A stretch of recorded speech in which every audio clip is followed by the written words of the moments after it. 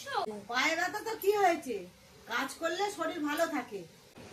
ও তা আচ্ছা মা, তাহলে তুমি একটা কাজ করো, তোমার ছেলের ওই ল্যাপটপের কাছে না, ল্যাপটপের ওই টেবিলটা খুব ময়লা হয়েছে, তুমি একটু গিয়ে পরিষ্কার করে দিয়ে এসো তো। আমি ততক্ষণে অন্য কাজগুলো জানি। বাবা কি করছে এখনো, কখন গেল সেই ল্যাপটপটা বসাতে, এখনো আসছে না কেন কি জানি। নেহা, আমি সব মুছে দিয়ে আসছি, পরিষ্কার করে দিয়ে আসছি।